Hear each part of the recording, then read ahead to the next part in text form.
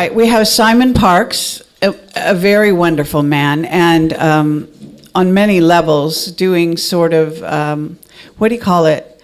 I don't know. When you, I want to be careful here. I don't want to insult you or anything, but when you because he comes from a checkered past, right? You were trained by a white witch and a dark magician. And so when you're balancing worlds, it's not always easy. Sometimes people have a very clear path to the truth, and some people put themselves into challenging positions. So he's had incredible training, I think, and we just heard a really fabulous presentation. I wish you guys would have heard her. Tina Bird, thank you again, Tina. Yes. So a very brave woman. So anyway, I want to say Simon is a wonderful man. He has got a wonderful Connecting Consciousness organization, and his wife Rebecca is also part of it and running it, I guess. And it's I think it's doing quite well around the world. And he's.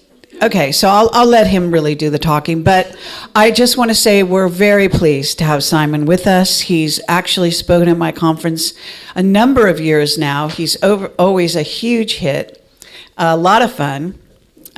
So he has a wonderful spirit for fun, which is a great thing to have at this era during these very dark and I don't know, stunningly amazing times. And really daily getting more like ratcheting up, right? It's like amazing. So, all right. Thank you very much, Simon, for making your appearances.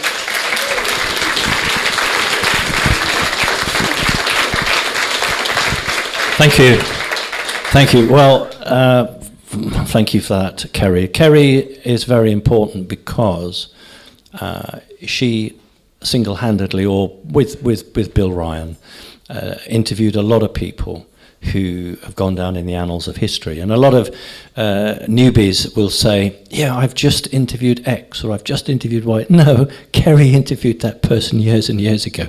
And that's why that's so important, because Kerry is not just an interviewer. Kerry has great psychic powers and is able to work and get the best out of people. So the reason I do this conference is as respect to Kerry, because she is a real powerhouse in this industry and can't be corrupted. So that's really good. So that's why I come here and do that. The Tina Bird, I've always said, there the grace of God go I, because the experiences that I've had are not typical to the vast majority of other experiences. And sometimes with those people who've had experiences, it's quite difficult, because my relationship or my interactions are remarkably different. And so I always say, whenever I can to audiences, my experiences are not typical. Most people have very, very difficult interactions. And I miss Tina Bird, but I am aware of her.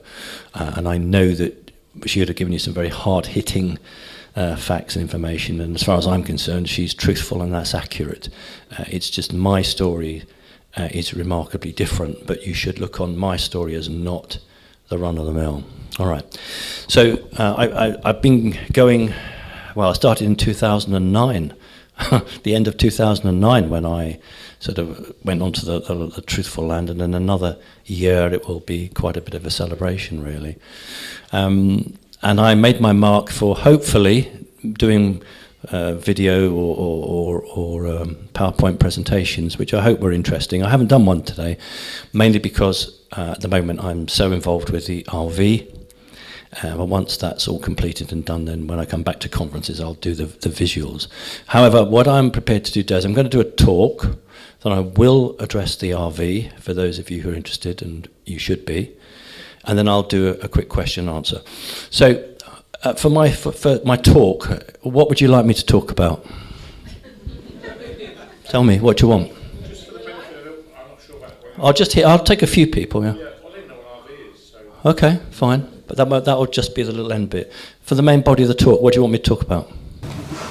Information. Alien-human interaction and how it's hopefully going to be positive one day someday. That'd be good. Okay, I noticed the newspaper down here, and you've had that. Hello, Debs. So, what's the soul connection with the alien and the spiritual connection? We hear about the physical experiences, but how is that affecting us on a soul level, spiritual level? Do you mean for the average human person, or do you mean for those who've had interactions? Well, for us in the world, and at the moment, there seems to be this dichotomy between what's a good alien and what's... All right, okay. So what Debs is asking is about the thing about good aliens and bad aliens. Look, go on. The Fake alien invasion. Okay, I'm sure Miles has touched on that, hasn't he? Didn't Miles talk about fake alien invasion? He must have done. Kerry, did he? Not really. Oh, Miles. All right. So look, well, I think you're saying you're interested in the alien stuff. I haven't really talked about my experiences for 5 or 6 years, simply because the Pentagon did not want me to be doing that while we're doing the RV work. It was seen as a distraction. But once the RV is, I like the hat, by the way. It was seen as a distraction, and once they've sorted out the potential of a fake alien invasion, and Kerry's very, very hot on that, then we can get back to where we need to be. But at the moment, it's not the theme that the White Hats want. The theme they wanted, and we'll talk about Stephen Krye in a minute, but you will have seen the Congress. So I have got a prize today. I always bring a prize. Those of you who have been and heard me before know that I always have a prize. I have got to give someone a €100 note. So if you get the question right, then you just come up and get yourself 100. It was about £85, £86, I think, at a Bureau de Change. So that's the prize I'm giving away today. So those of you who, by the way, I didn't deliberately push this on my network, Kerry. I wanted basically Kerry's fans, who are sometimes CC fans, but I wanted that to be more. I didn't want too many CC people here because you're all going to ask me about the RV. How many people here from CC? Oh, bloody hell. Fine. Oh, well, it was a nice try. Okay, all right. So, look, what's CC? I'll tell you later. All right. So when I talked about 2009, when I went public, and being in the United Kingdom, my natural reaction was to go to what's called BUFON. It was the British sort of equivalent of MUFON, to look at alien or UFOs and try to investigate it. But I soon found when I met them, they came to the house, that they just weren't interested at all. I don't even think they were part of a cover-up. I just actually think that they were just literally told just to take details and just put them in the bin. So I was very disappointed with that. And as I say, this is back in 2009. And so I then spoke to a few people and said, well, where else can you go? So MUFON is the Mutual UFO Network in the United States. And I was told, well, they generally just take people from America, Canada, and Mexico, but they do sometimes take people from elsewhere, so you can try. So I did do an email, and they're based in New York, so there's a 5-hour difference. And I basically said, a few bits about myself. And I got an email back saying, we get lots of reports of objects in the sky, so we're not really interested. So I did some of what has now become my iconic drawings, and one day will be published in a book, and I sent them. And instead of having to wait 5 hours, within 3 minutes, there was a reply back saying, would you like to join MUFON? Within 3 minutes. So I said, yeah, it's fine. How long will it take? And the reply was, you've already joined. And literally on my email, this is 2010, all of what we take for normal now on a chat, but this is revolutionary, and not on a chat platform, into my emails. So literally, if you open your email, there was the chat with all of the members chatting and talking. So of course, MUFON was set up by the CIA. and it was set up to interact and understand genuine experiences and to get their information in a non-adversarial way, to be able to gain their trust and experience and to support them. I mean, let's be fair, although they've had their issues of late. But it soon became apparent that the attitude of the bosses towards me was quite, it was quite, not to say difficult, we didn't know what to do with him. And after about 3 months, I left, and there was a petition from all the other users to get me back. And the guy, I think they call them chapters, or they're sort of semi-agencies, these MUFONs. And I remember him writing back saying, look, Simon just needs to move on, and etc. So again, it was fascinating to be part of an organization which is supposed to be there to support you, but is playing a double game. It's there to understand and get as much information. And that was the point really where I thought what we need, not just in this country, but right across the world, I'm going to answer the CC question now, was an organization that helped support individuals, regardless of whether they'd seen a UFO, but people who were rejecting the matrix, people who wanted to be sovereign, people who didn't want to be pushed around anymore. Your brothers, your sisters, your family won't understand you, but maybe we can find a group across the world who will understand you, because their story is really challenging as well. And that's what I did, and that's what I set it out to be a worldwide organization. And that's what we actually achieved. And whether that's what brought us to the attention of the White Hats or whether it was me, who knows. So let's talk about some UFO stuff, because I know you've asked about that. One of the key things that Kerry and I shared, with her interviewing whistleblowers and some of my experiences, allowed Kerry to think, oh yeah, I can get that. Because in 1971, I'd have been about 10 or 11 years old, when I had one of many experiences where my physical body remained on the ground, but the energy self was taken up into not a saucer craft, but a teardrop-shaped craft. And what I've always called the school in the air.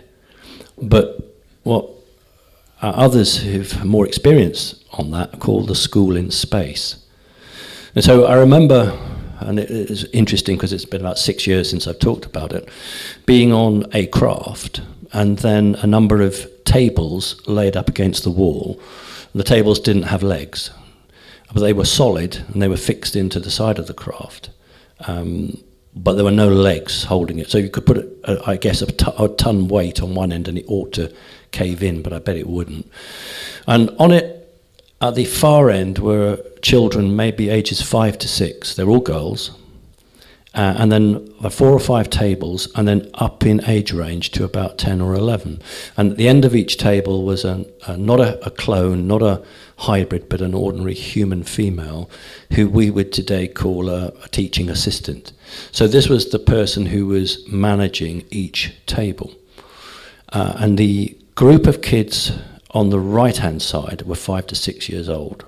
And I'd arrived and been sort of dropped there, and then what we would call a prefect, but what she was called was the child with special ability. So she'd be like the head girl or the prefect, but that was her title, the child with special ability. So she came up to me and said, I'm to wait with you, you're going to be collected, you're not going to school, you're going up. So her job was just to wait with me until I was collected.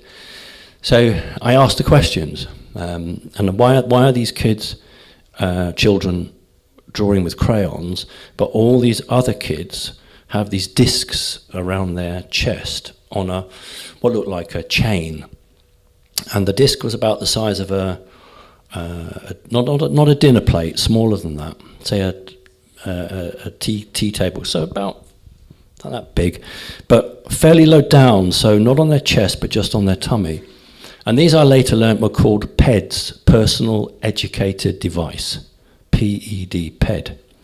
And the kids on the low table, the youngsters, were with crayons and paper because they'd just come from school and they had not yet been introduced to the system, and so they were used to drawing with pens and paper, so that's what they did. They just sat on the table doing what they would do in the school. And then you move across the tables and the age range goes up, and what the kids were doing was holding this, I just call it a dinner plate, PED, no buttons on it, so you just hold it with your hands and you're telepathic communication to it. And I asked, well, what do these things do? And this girl said to me, everything. So it was answering questions for them. It was also leading them, because it was like not an exam, but it was teaching them, and they would have to respond to it. But there was no button pressing. They would just hold it. And I think what was fascinating about that was that nobody was fearful. And often you hear about sleep paralysis, or you hear about people who are not in their right mind, or they're drugged. But that was not the case in this environment. And that's really important, because generally speaking, when there are alien abductions, the individual is in a different sort of mindset, a mind trance. It doesn't mean that they're out of it, it just means that they're not able to react perhaps as they would normally. But these kids were absolutely as if they've just come out of a school, and so much so that they were joking with the women who were at the end of the table. So the constant joke was not a ped, but a pet. Like you'd have a pet cat or a pet dog, and they would say, my pet is hungry. My pet wants to go for a walk. And they were just laughing, because they could see the joke between ped and pet. So it's not an instance where people were being held, these kids were being held against their will. This was an abduction, but it was one that most of them had had time and time again. They hadn't been tortured or hurt, and in fact they had learned things. And so for them this was a really exciting environment. Now I don't know when they got back home whether they forgot everything. I don't know, but what I do know is that the kids I saw there were perfectly at ease. So I always call that the school in the air, because I knew it was off the ground, but I didn't appreciate it was in space. Of course, by that time it was in space. But Mary Rodwell and Kerry would know that that's the school in space, and that comes up time and time again. And I'm just going to give you lots of different bits, because that might, I think, keep it interesting, really. I remember a CIA guy phoning me at about 2010. How these people get hold of the phone numbers is, I give up worrying now. I just don't bother with it. And he introduced himself as an ex-CIA and said that his job, and this is where people perhaps get the wrong end of the stick, his job was to make the tin foil hats, right? Which of course is a joke, but it's not a joke. Because in America, most schools have at least one child who literally goes to school with one of these hats on. And he was chatting to me, and at the time I was a driving instructor, what the Americans call a driving teacher. And he said to me, we know a woman who gives driving lessons to alien group children, 16, 17, 18-year-olds, not clones, but hybrids. But she has to do it when we control her mind, literally sort of 2:30 in the morning. Now, be careful what you wish for, because I said to him, I wouldn't need to be controlled to do that. I'd just do it during the day. And then 3 months later, I got a phone call, as I would, saying, like to have a driving lesson. I didn't think too much of it, get them all the time. Drove up to this woman. She looked physically odd. She looked odd. Her hair was like she'd had chemotherapy. Her hair was literally falling out. I put her age late 20s. I never met her before, and it was the first driving lesson, and she was awful, dreadful, bless her. And she just turned to me and said, "Do you know Dr. Stephen Krye?" So I said, "No, I've never met him, but I have heard of him." So instead of talking about, do I turn left here, do I turn right here, that's what our topic was. In the end, she said, "Can you drop me at the co-op? This is in Whitby. You drop me at the co-op, I want to do a bit of shopping." So fine, I did it. And this is the point where it's customary for the pupil to pay the teacher. So I sort of sat there, and she sat there, and nothing happened. So I was worked out who she was and what was going on. So I got out of the car. She got out of the car and just stood there smiling at me. So I said, well, it's introductory, £15 for my first lesson. So she handed me a £5 note. So I took it and thanked her, because people who are on a program of training have no concept of money. Okay, they don't understand money. So literally I had spoken to somebody and made that quip, that throwaway comment, which was, I wouldn't need to be drugged to go and give someone a driving lesson like that. I'll do it, And 3 months later, that's exactly what was achieved. So what it does is it makes you aware of how closely you're being monitored, but not necessarily in terms of being followed or spied in a very difficult way, but in terms of an interaction way. And that's something. Another experience on an underground facility where it's very rough-hewn carved walls, circular, and then on the sides are tables, and at each table maybe 5 or 6 alien, not children, but I would say around the 20 to 30-year-old. And each table had a guy in a white coat. Why doctors and scientists and professors have to wear white coats to prove who they are, I really don't know. But it's not a joke. They literally were, every one table there was a guy with a white coat. Now in the middle of the room was a big circle in paint, what looked like paint. And remember, everything is run by the Americans. Nothing is run by anybody else. Always remember that. And on the outside of it was said kindergarten. Was it do not enter, do not cross, do not approach. That's it, do not approach, do not approach. So a big circle, half the size of this room, with the words kindergarten written all around it and do not approach. And in it were, I'd say these kids were between, 1 year and 2 years old. And most of them were actually crawling. And in it were what the Americans call a mantis, we call a mantid. There was a doctor, alien doctor, and one of the guys with the purple robe, so we'd call him a universal master. And the job was he was dropping a rubber ball, bouncing. And the job of the young kids was to try to stop the ball bouncing with their mind. So that's what was going on. And I forgot to mention there were 2 reptilian guards either side of the door. And it was just very interesting, the relationship, and this is what Kerry's really into perhaps, between humans and aliens. The bit that's really secret, the work that is undertaken and going on. Now, who's in charge at that stage, I wouldn't know. But it was a program that was clearly worked. And the corner, there was an issue. There was a guy in the white coat teaching these alien groups how to work a coffee grinder. Literally, I mean, that they have to be taught and trained. So he was teaching them how to use, and he got. A lot of people can't do this sort of work. They emotionally break down. They have a collapse.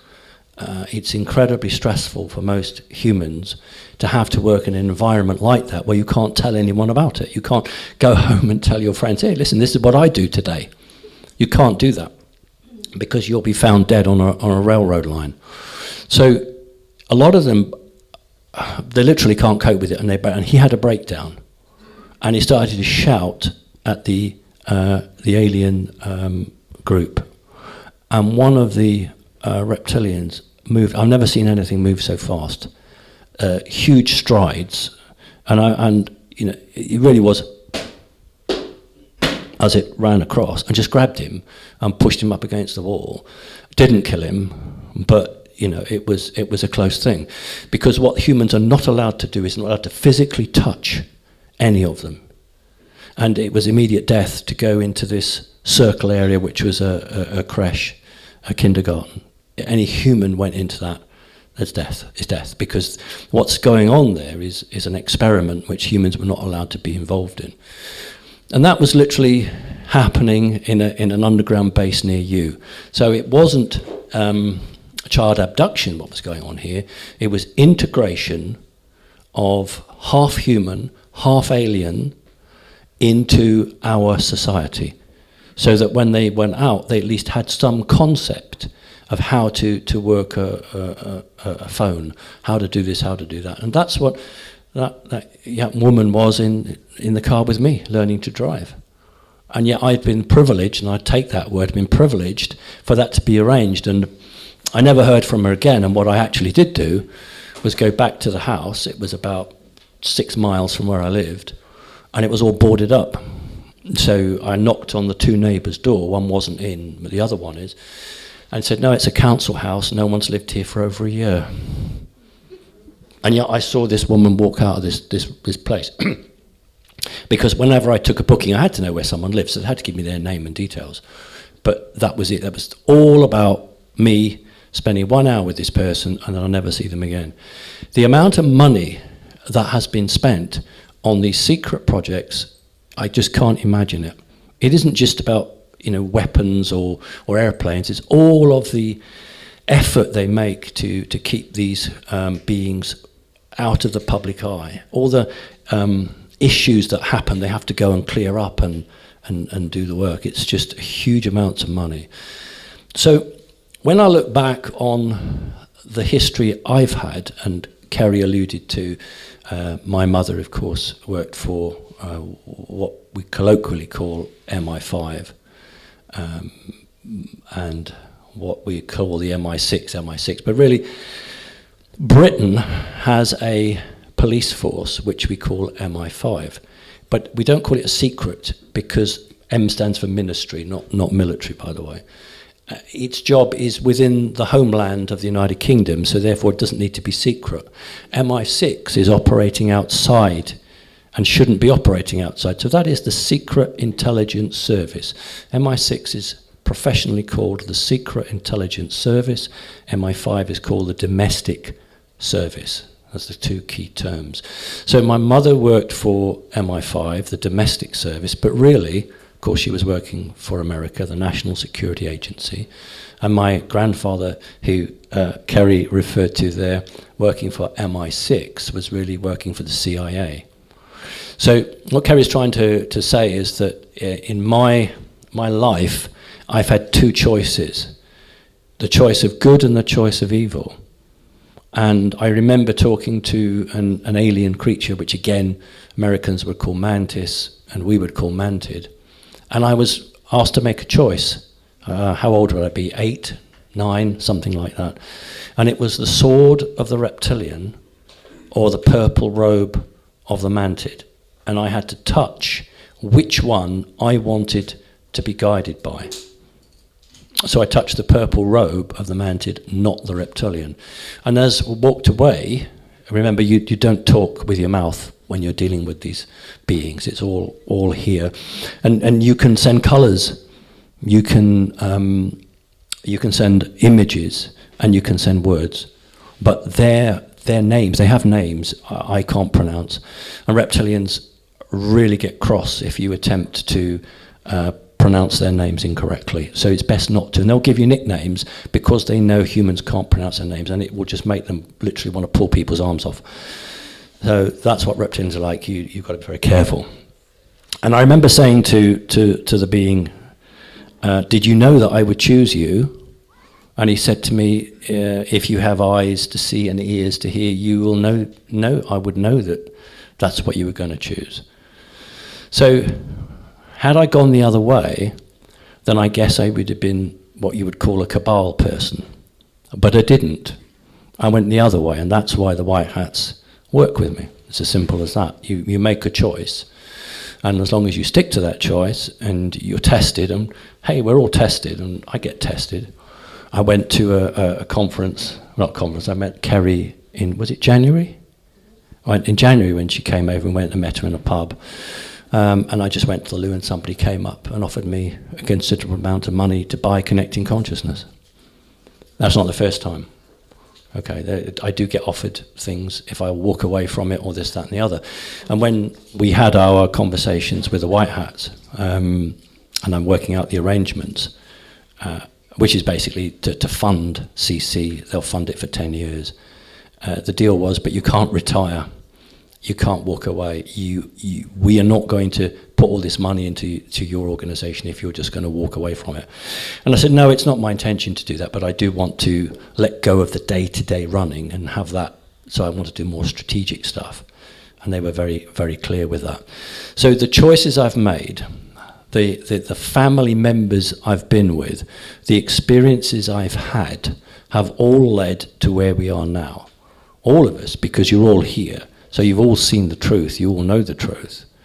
And you've understood enough to be able to break free from the matrix. In my case, for whatever reason, the way I have been treated is remarkably different from most cases of being treated. It is not usual for an individual to be abducted and then given free roam. Kerry's got some people she's met and questioned on that, to have a conversation and have your questions answered. For instance, I've asked them, why is it when you abduct people, with the greys I'm talking about, the small greys and the taller greys, why don't the greys talk to the people they're abducting? I've said half of the terror is the fact that the greys don't communicate. And I was met with a real shock, which was, well, they're not supposed to remember. I said, but they are remembering. You're doing all these things to them. You don't bother to communicate with them because as far as you're concerned, their mind's going to be wiped. So when they go back, they don't have any knowledge. But it's not working. A lot of them are breaking through. And that was quite a shock to them. And I, grace of God, have not been in that experience. I'm sure there have been genetic experiments done to me. Talk about the hybrid that I gave the driving lesson to. The best way I describe it is, think of this as an arrow. That's 0, that's 6, and that's 12. And that's your physical body, okay? If the arrow's on 0, you're sitting on the sofa, eating potato chips, watching television. That's how human you are. If you're over at 12, you're flying alien spacecraft.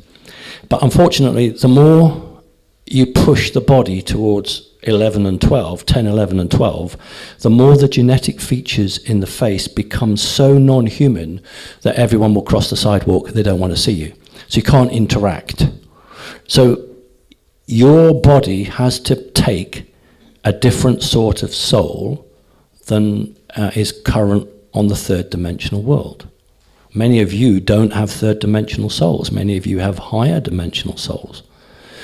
The more that this soul vibrates, the more likely it is to smash your body to pieces. If you're in a third dimensional body, arbitrarily, it will vibrate like that. But if your soul is different, it's like that. How can you put that into a body like that? So you have to alter the genetics of the body to bring up that frequency so that one will not reject the other. That's really important. And when they get it wrong, then there are all sorts of issues. And I remember meeting a contractor to the National Security Agency who met me, and he said, quote, somebody has taken a lot of trouble with you.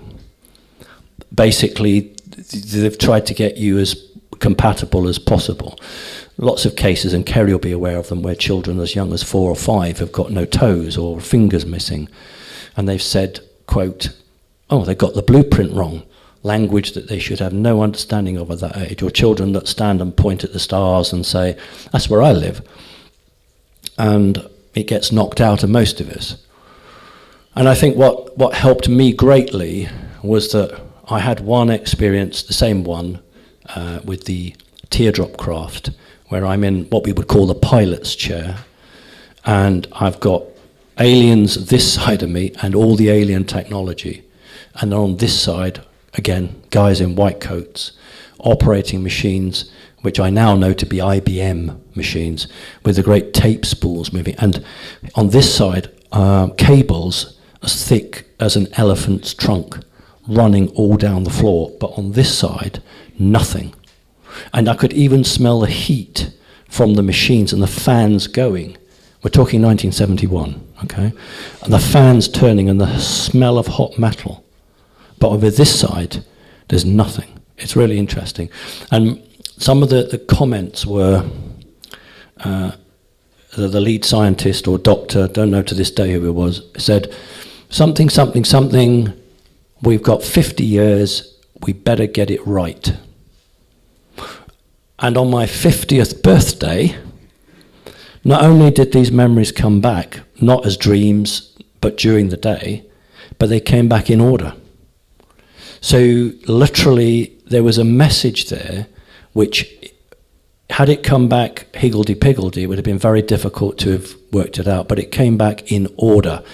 So from a small child right up, and the messages, when put together, actually showed me what my role was and what their interest in me was. And for me, this one of the saddest, and Becky knows this, one of the saddest things is that you here know the truth, but all of the masses of ordinary people have no clue, and it's always the same. Normally, the elite know, and the unelite don't know. But you've broken free of that. So we did, with Miles, 2015, that conference with Miles in Salisbury, 2014. And I'd just come out and done the talk, and a guy came up and said, I want to buy you lunch. Well, we know in Britain that doesn't mean what it means, does it? So he said, I'm a lord. I'm not really a lord. He said, my masters have paid that title so that I can literally hold my own in any meeting. But I've been sent to talk to you. And he said, I've waited for you to do your conference. And he said to me, he said, you come across my radar because my bosses have told me to speak to you, and I have messages for you. And he said, the message is that they believe everything you say. And that was quite a shock, because the old story is, here are the Freemasons know everything, but the ordinary people don't know anything. Oh, he was Knights Templars, by the way. He didn't never tell me that, just don't want to get him in trouble, but it was just obvious. And he said, I've been sent to make you an offer, and I think those of you who've listened to me long enough will know what that offer was. Who knows what that offer was? Fantastic. That isn't what the prize is. So yeah, the offer was, we're going to offer you bullet-resistant vehicles, armed guards, and if the world goes to shit, you've got a underground base in Salisbury for you and your loved ones. And he said, that's for you whether you want it or not. He said, but I have got a question, and you don't have to answer it. And he asked me the question, and the question was, when you're on one of their, not one of ours, when you're on one of their spaceships and you are seeing the future, do you see it as a video playing out, or do you see it as individual pictures? Now, this is a trick question, because what he's trying to ask me is, am I accessing the Akashic?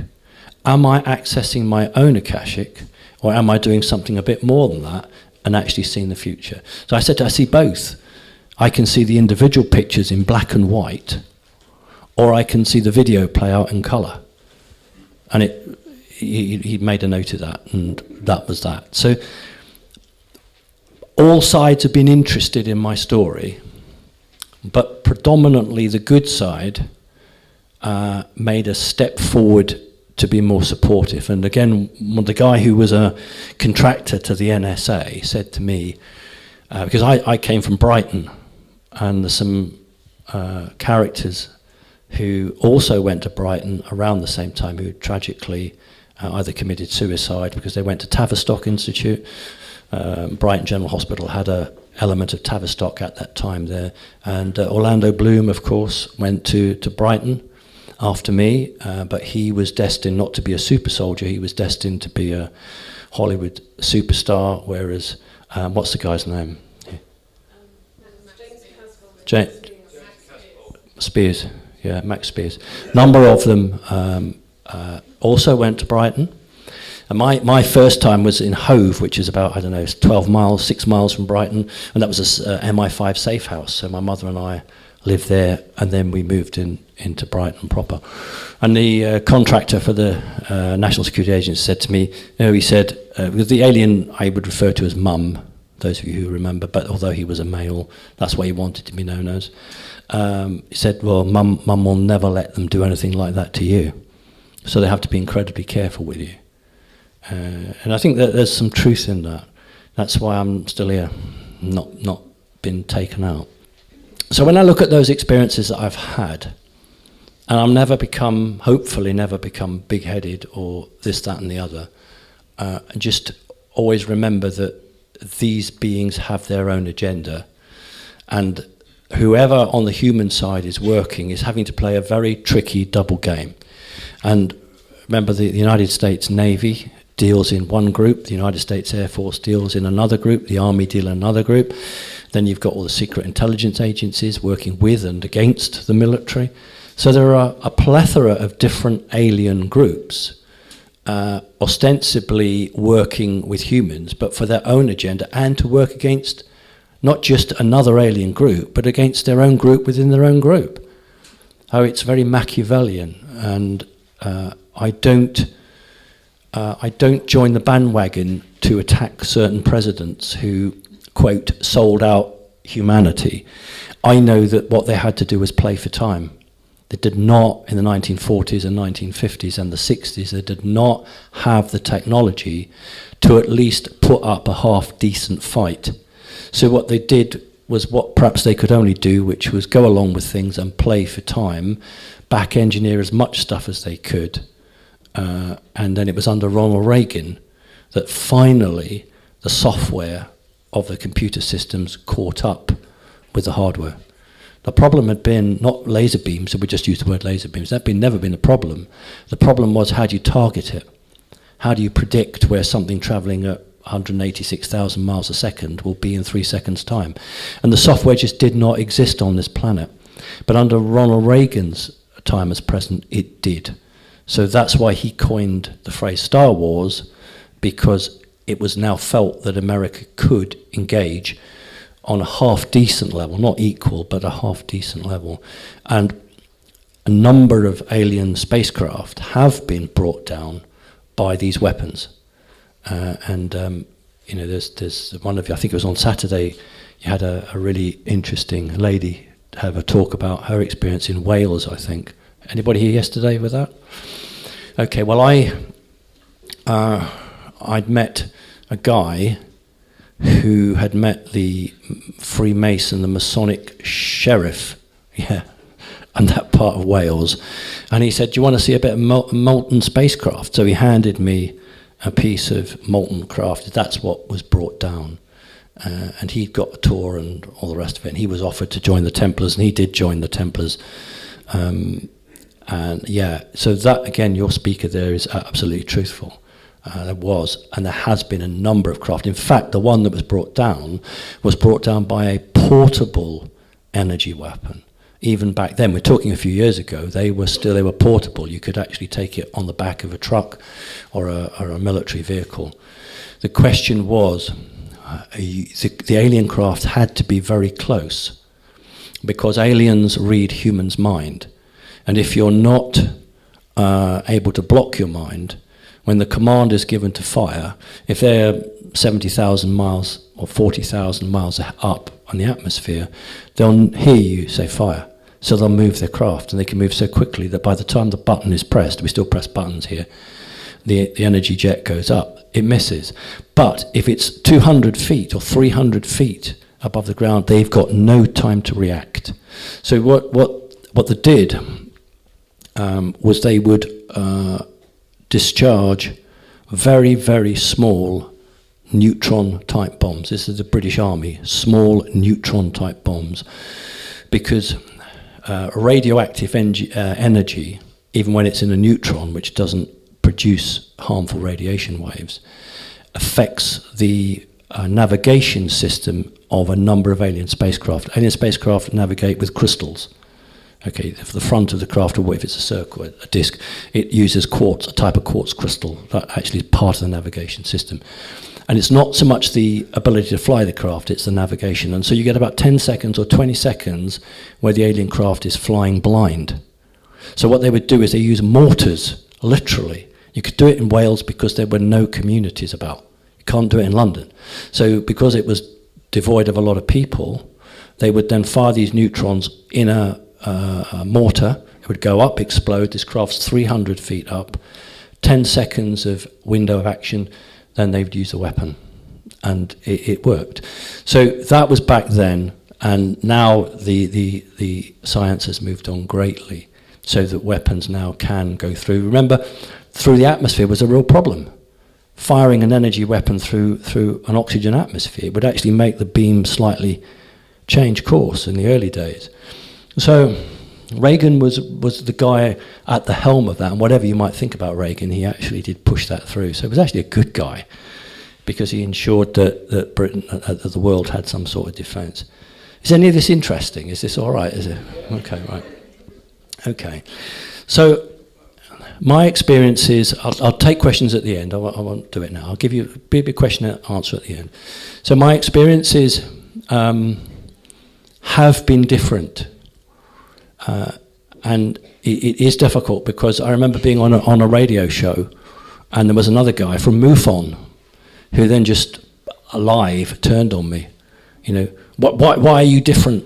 You know, I've had terrible experiences. And I said, well, I know you have. I'm not here to saying you're not. I'm just giving my own experience, my own truth.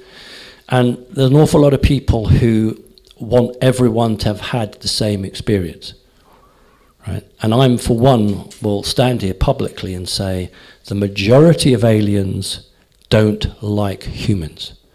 The majority of aliens tolerate humanity. There is a perception that absolutely wants to see us gone. And then on the other spectrum, there's a small group that actually wants us to be successful and thrive. But it is very dangerous for anybody to say the good alien's this and the good alien's that. It's extremely, extremely foolish to do that. And only people who have really had the experiences can stand before you and say, you know, we do have to be careful with this. It's not all about that. So Dr. Stephen Krye came round nicely to that. I think it was it the 90s, Kerry? He did that Congress in the 90s? He got all them together, didn't he? 100 people? Okay, but there was a big one with the staff sergeant, who I know. Stone. Okay, so that one was interesting, because then the Black Hats controlled Congress.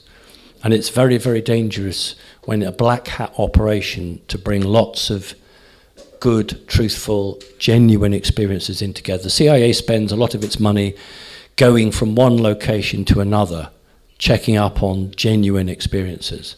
But if it's a black hat operation, to bring a lot of genuine people together is great for the CIA, because they don't have to work too hard. It's everyone's in one room. But what we saw recently, the white hats control, by and large, the Congress. And that's why this time it wasn't about experiencers saying what they'd experienced. It was about ex-intelligence officers saying what had been reported to them and what perhaps they might have seen themselves. So that is not part of the fake alien agenda, the invasion. That is the good guys moving towards that.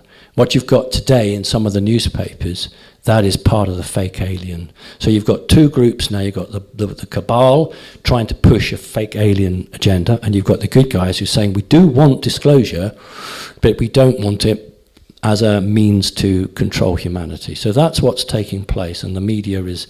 You'll soon see which newspapers are going down which end and which TV station is controlled by what, who, where, and when. Right, time to give away a prize. It's a bit unfair, because those of you who perhaps new to listening to me won't really have that knowledge, but there you go. Right, on that teardrop spacecraft, an alien that I call Mum, Mantid Mantis, puts its two hands on my shoulder and says what to me? Makes what's called a deal. What's the deal? Who can say it? Looks like I'm going home with €100. Is it because you don't remember, because it's been 6 years ago and you've forgotten? Because it's all about Trump and this, that and the other, and we've just forgotten about it? Or did you not ever catch that one? Tell me. Didn't catch it. Okay, all right. Well, it horrifies a lot of people who don't understand. And when you make an arrangement, it's what is the wording? Because are they there to trick you? I met lots of people who made agreements and then said to me afterwards, I was tricked. I was a fool. There was one guy who, I will come back to it, but I'll just say this one guy who was, as he stood there with an alien, the alien put a vision in his head. He was like a knight at a table with a goblet of wine and a sword, and he thought, this is great, I'm going to be a king or I'm going to be a knight. And then he took the deal, and then he was taken off this world and put into battle, as lots of humans are. So there's a super soldier, but that's the military super soldier. Forget about that. That's a super soldier that the public understand. There's another super soldier. And they're the ones that can be brought back from the dead, although their physical bodies show the scars. And he was tricked into that and couldn't work out how to get out of it. The mind wasn't like that, thank the Lord. That's why I say, they're the grace of God. So the wording was, the alien said to me, quote, "Would you like to be like us, to have knowledge and understanding, to know the past and see the future?" That's what I was offered. And I said yes. And I was also shown, if I at any point wanted to break that, how to do it. I haven't broken it yet because that hasn't negatively impacted humanity. It hasn't negatively impacted me. And it's taken me on elements of experiences that I could only talk to Kerry, that's my choice, because I wouldn't feel comfortable in talking to a wider audience because it is too shocking, not because it's nobody lost their lives or bad, but the concept is such. And I will do a book at some point when I retire, and it will level it. And there'll be an awful lot of people who will not accept it. They will say, no, he's just wants the limelight, he just wants the spotlight, he's just making it all up, it's not real, it couldn't happen. That's their choice. But the weird out there is weirder than even a lot of researchers know. And I'm here today because Kerry knows. There's only a handful, in my opinion, of men and women on this planet who have the knowledge without going mad. And Kerry's one of them. That's why I make it. I didn't make it last year, but that was because the RV was really, there's a lot going on then. It's very important that I support Kerry because she's 1 in a million. And I'm sure that when things happen and work out, Kerry will get support in a way that she doesn't actually imagine. So, all right. I'm happy to quickly take any questions. I can do the RV, but I'll just do question and answers. I'm not going to keep moving back with the mic, so can you shout? Simon, when you get weird coincidences in life, like things like impacting you again and again within a short cluster, would you say it's E.T. doing that? Do you think it's the universe and God doing that, or is that our higher selves doing that to show us something? I'm not copping out of your question. It can be all three. Sometimes even working together in conjunction. The key is not what you're presented with, but what do you do with it? Plenty of people who have lots of signs laid before them and don't act on it. That might be the only chance they ever get. They've blown it. And if you have anything that you feel is that way inclined, do not dismiss it. You must act on it for good, because if you do, you'll get another one, and another one, and another one. But if you block it, why would they bother with you? So it can be all of those things, either individually or working together. Remember, it can be evil as well, because evil can put a trap or a trick in your place, and you've got to then look into yourself and say, does this look real or genuine? Okay, but evil loves certain aspects. It's a very dense, heavy energy, and they're not clever. Because remember, evil can't create, it can only replicate. So you could tell, with a bit of practice, something that is just coming from a very low vibration. Okay, next question. Can I ask you a question? You speak about you have an awareness of the future and the past, and you've created connecting consciousness, and everyone here has that element of consciousness. Why would we want to try and share that experience with people, I mean, within your higher self, you would know possibly who could cope with that awareness and how they could project within a small group to go forwards and help others. I created plan 1 and plan 2. Plan 1 was literally to create an energy organization. That's why, you don't pay a membership fee. If you're a member of CC, you don't pay me anything. It's free to join. It's not a money-making scam. It's your free choice.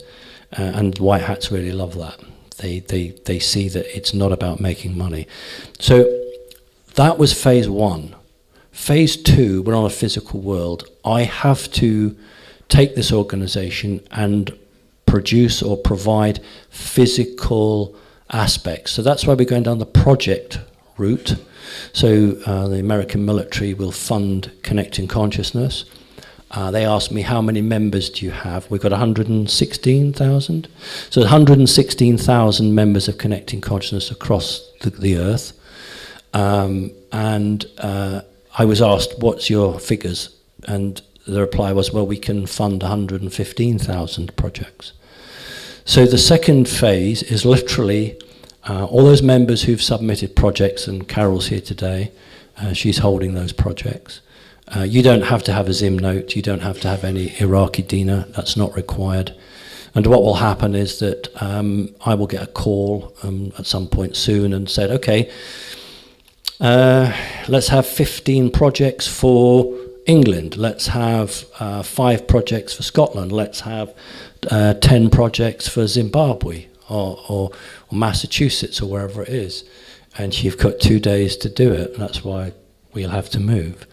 And that will all be funded and paid for. So the point is, I'm not seeking to sit on top of a mountain and preach to people. What I'm seeking to do is to create an organization where people have sovereignty and can turn their back on the matrix, but need support because we need money. You have to pay your rent or your mortgage or whatever it is. So if you run a project, you will receive a wage for running that project. What a fantastic way to elevate good people into a position around the world where they can manage a project which brings benefit to humanity, and they and their families are rewarded for doing it. Also, there will be members of CC who want to be project managers, manage those projects. There are so many opportunities. And so in terms of, if I understand the question correctly, I don't choose to tell some people some things about my own experiences, because outside of this hall of understanding, there is a mass of ineptitude and bigotry. So if I told you something about, these things happened, you think, oh, that's cool. But then you get the local newspapers. Nobody from the BBC wants to interview me anymore because they can't win. I know that because the BBC said to me, we've been told not to interview you because we can't make a fool of you. They've actually said that. That's why I don't have the interviews, because they don't want to talk to me, because they can't belittle me. I remember one guy saying to me, nobody in 10 years I've done this radio show has ever spoken to me like you do, live. And I just said to him, well, maybe it's time that happened. And the other thing is that you must never lose your temper with them. As soon as you lose your temper and get cross or get on your high horse or indignant, they love it. So you just make them look a fool. And so it's a great badge of honour that the BBC are under orders not to interview me because they can't get the better of me. So that's interesting. Another question. Yes. So why is Earth so important that all these different alien races are here to do something? It's a great question. Because our lifespans, all of us, whether you're an ant or a human, is so small, artificially small. Kerry will tell you all about that, artificially reduced. But it means that we respond dramatically. If you were to live for 2,000 or 4,000 years, your evolutionary change physically would be quite slow. But if you are supposed to live for 100 years on this planet, you change dramatically. So the actual insects, the animal life, us, we are fascinating to study because we respond so quickly. That's one aspect. The second aspect is the planet is very, very special. I love the Bible, but there are some aspects of it that aren't quite accurate about how everything was created and seeded on the planet, but I'm not going to do that at the moment. But we have a situation where there are some aliens that are connected to the Earth history-wise and connected through DNA to the human race here. So there are some aliens who have attempted to, we call them alliance, who've tended to walk away but can't and have to do it. The second, perhaps most important, is artificial intelligence. That AI, the evil AI, mustn't be dominant on Earth, because if it wins here, it will go everywhere. And even what I would call the aliens that sit on the fence know that they will be destroyed by this evil AI. So it's in their interest to quarantine the Earth and attempt to destroy this. So AI is perhaps a greater enemy than the reptilians, because the reptilians are in their own way fighting. Perhaps we could call it their own AI. I can't be sure of that, but you program something in another dimension and you put your aspect into it. Here on this Earth, if a great chess master gets someone to program a computer, it doesn't have that connection. It just has the answers, and we do this and then we do that. But outside of this realm, you put your essence into it. So that AI was already aggressive and wanted to conquer and control. So, next question. Hi. We are a food source and energy source for the reptilians, the Draco reptilians. And so I have trouble understanding why they don't want us on the planet.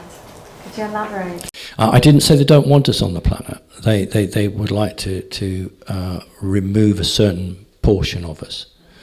It's a little bit like a big supermarket. The head of that supermarket might say, I think we should reduce the human population by 75%. Okay, you do that. Let's see your cash registers take any money.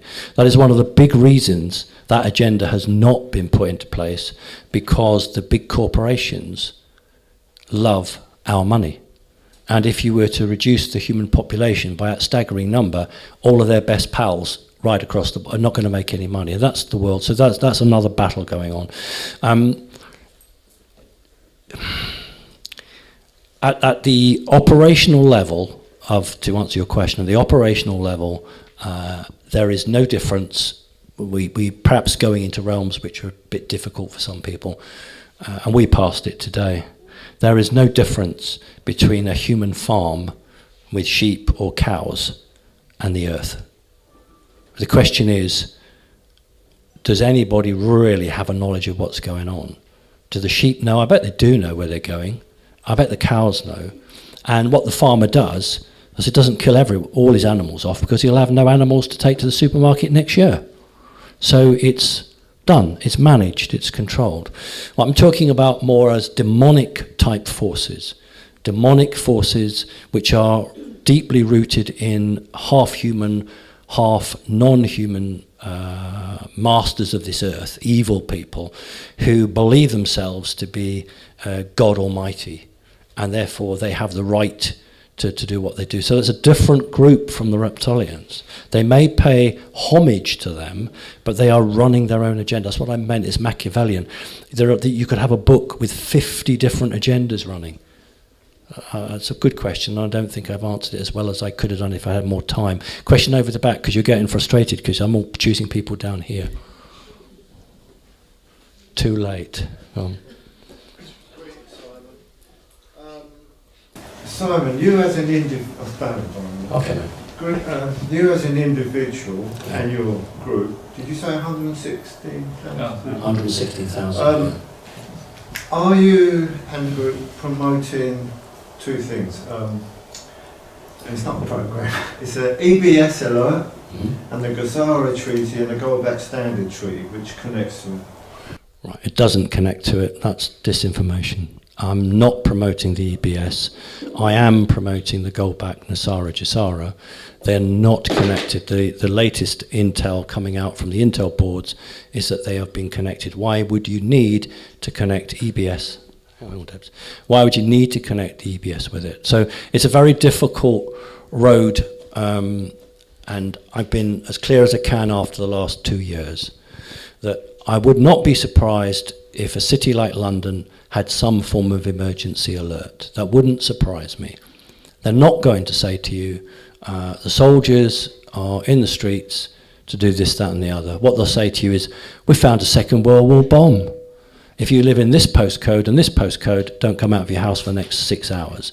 If you're on your way home, you have 2 hours to get home, otherwise book into a hotel.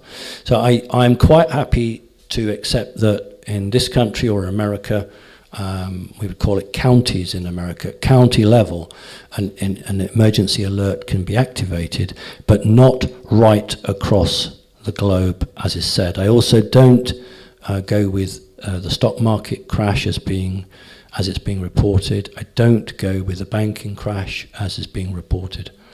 And the EBS does exist, but it is not going to happen in the way it's put forward.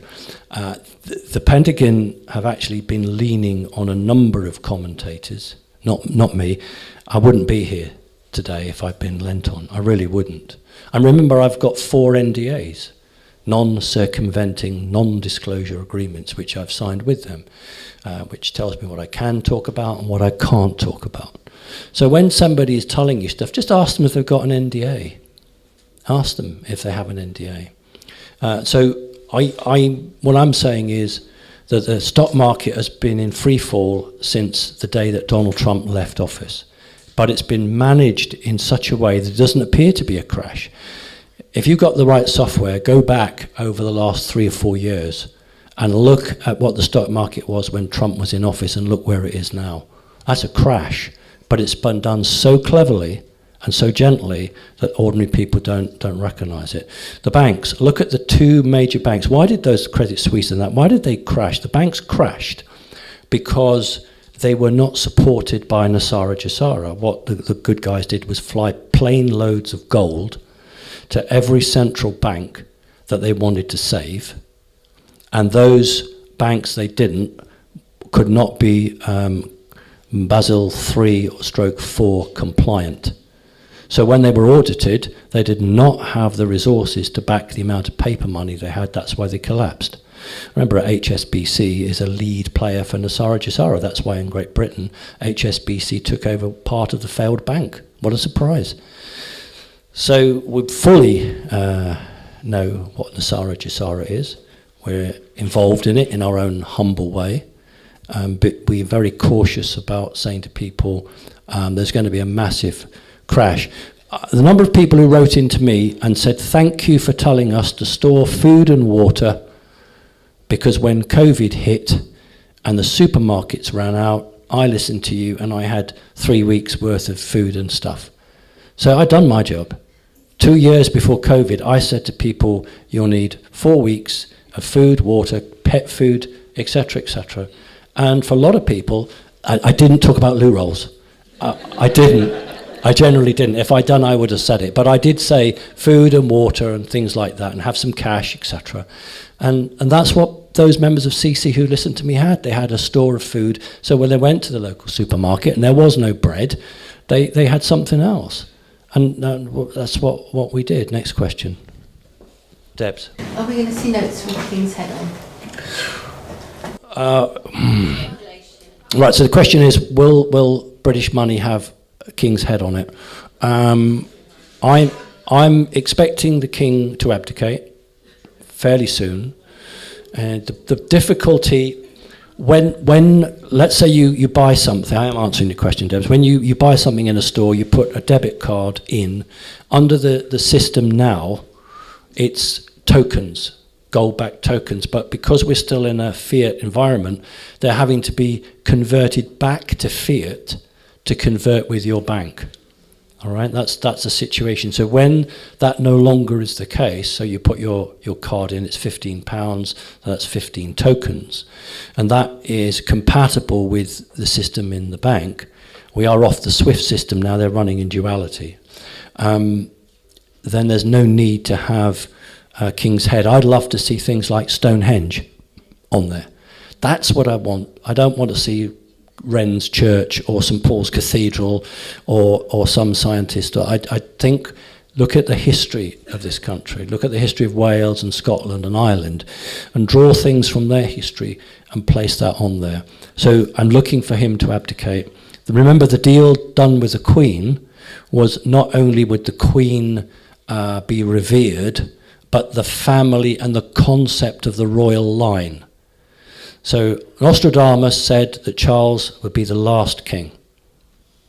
Remember, he wrote, what did he write, 300-400 years ago, 500 years ago? So he's on record, and you can buy a book for a couple of quid. It says it, Charles will be the last king of England.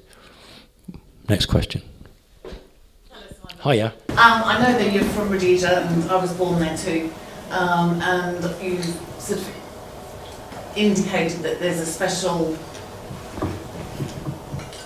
place or role for Rhodesia, Zimbabwe to play, and I just wondered if you could elaborate on that a little bit more. Okay, so the country is now called Zimbabwe. When I was born there in 1959, it was called Rhodesia. I left as a very young baby. I was only 6 months old.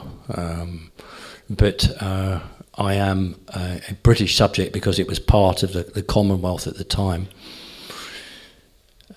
There is more resources in the ground of Zimbabwe than every other country in the world put together, but they just haven't been accessed yet. And so, quite rightly, African leaders are very cautious of the white man turning up and saying, oh, we've got a deal for you. You know, I'll give you this bowl of plastic beads and you give me this boring yellow stuff, which we call gold. Well, those days are gone. So as part of the concept 2008, the special Zimbabwe notes, or you might refer to them as bonds, were created. They were not created for currency. This is all part, right back 2008, was part of what is rolling out now. So 2 countries really stand out. One is Rhodesia / Zimbabwe and Iraq. These are the 2 countries that have predominantly had evil placed upon them. They're not exclusive. There are lots of other countries that have.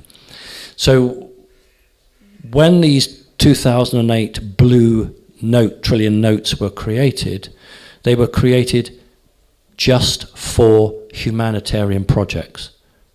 What they did then is playing out now, but unfortunately what happened was that the Colombian mafioso stole the printing press and the plates from Zimbabwe and started printing loads and loads of notes for themselves. Fortunately, the serial numbers are known, so they're not going to go anywhere. This is the point. Average people had no clue, but back 2008, 9 and 10, the Colombian mafia knew exactly what was playing out and wanted those plates so they could produce these notes, so they would then, what we call the redemption. There are container loads of Iraqi dinar waiting to be redeemed, container loads of Zim notes waiting to be redeemed. But no notes are going to be redeemed unless there is a true provenance. How do we know that it's not got child trafficking with it? How do we know it's not been drug running money? We don't. So the good guys are not going to touch anything that they cannot be assured is pristine and has no evil to it. So Zimbabwe will have, energy-wise, a greater role to play than South Africa. South Africa will play a very big role politically in Africa, but Zimbabwe will play a very key role in pulling all of Africa out of the difficulty. So there are plans to put railway lines through 5 countries of Africa on the west coast. There are plans to build a port in East Africa that will rival the biggest Chinese port. All these plans will come from Nasara monies and part of the RV. And we, Connecting Consciousness, will play our part because we will connect with local communities, leaders, but not corrupt leaders. Want to talk to local people. and put projects in that are not just done for the television, and not just here for 1 year, and then when the cameras have gone, the money runs out and the people are thrown back worse than they were. So we are talking long-term projects and long-term support. And that's what I believe in. Next question. Hi. Xi Jinping, is he bad? You know, the communist. So the question is the relationship with Xi Jinping. No, Xi Jinping is not bad. Xi Jinping is a card holder of the Communist Party. You have to be, otherwise you can't be a politician. But he's working with the Chinese elders, both the red dragons and the white dragons, to take the head off the communist snake. So Xi Jinping works with the Chinese elders and works very closely with Trump, very closely with Modi, very closely with Putin. Next question. I have an understanding, I might be wrong, that Gasara means that people are going to get less off their debts and things. How does that compare with the interest rates going up, beyond 5% at the moment? How is this? Because we're not in the Sara Jasara, we're in the old paradigm. I think the key here is nobody officially is going to be told until it can't be stopped. It would be lovely to shout from the hilltops and say this, that and the other, we're putting this in place. But until you control the system, there is always a possibility that the system will try and, like the Matrix, at the very end of that film, the Matrix just regenerated itself and carried on. So Neo wasn't the great saviour for the Matrix, it was just another one of the anomalies, although a special anomaly. So what they've learnt basically is that all of the bureaucracy has to be controlled before things happen. So we want to move away from VAT, we want to move away from income tax. The plan is no income tax, no value-added tax. There will be a flat rate tax on new products only. So if you buy a house from a builder, it's brand new, you will pay a tax on it. But if you then sell that house to somebody, they don't pay a tax on it. Food will not be taxed. Medicines, traditional pharmaceutical medicines, will not be taxed. And I think Becky and I, lots of things annoy us, but one of the greatest things that annoy me is looking at holes in roads, street lights that don't work, nurses, good nurses, they're not always good, there are some naughty nurses, but good nurses, unfortunately, can't get a sort of a pay rise, can't get the equipment, not enough of this, not enough school teachers, etc., right across the board. And then they say, we found 1 million. And everyone's really excited about it. Oh, wonderful, found 1 million. Found 1 million. I can tell you, without breaking any of my NDAs, that there are individuals who have what we call golden camels. Now, I thought a golden camel, didn't I? I thought a golden camel was like that, 24 karat gold. No, golden camel is a 5-foot solid gold camel.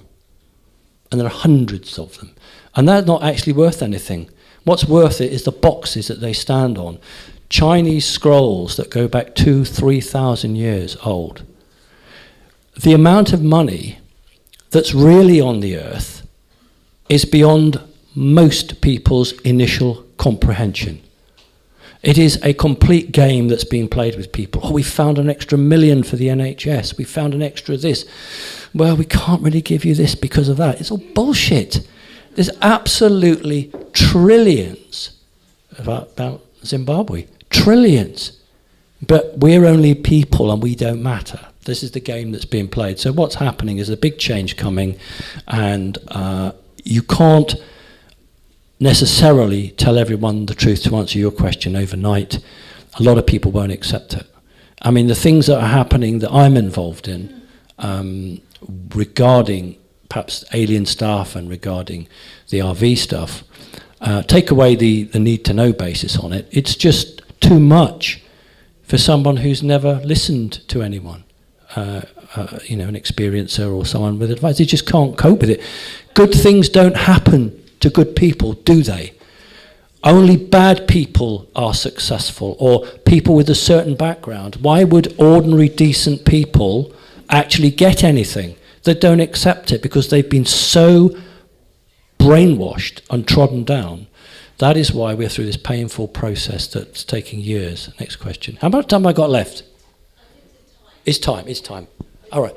So I can't give the present away. What can I do?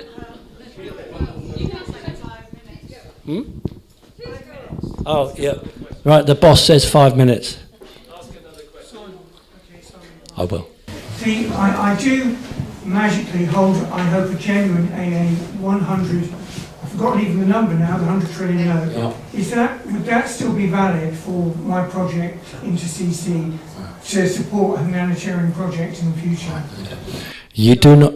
No, thank you. If anybody needed to ask a question, that was the one. That's a good question. No, no, no. There are a number of RV platforms that have gone and told people, get yourself a Zim note. The AA serial is the right one. Get yourself a Zim note and then give the organisation the serial number, and I'll give you a safekeeping receipt, an SKR. You have that, and then you're going to get the money, and then you come to me, etc. So that's all. No. No, no, no, no, no. What's happened is I have those bonds. And I have sent those bonds to where they need to go. And that is what is funding the project. So nobody needs to have any money. Nobody needs to give me any money.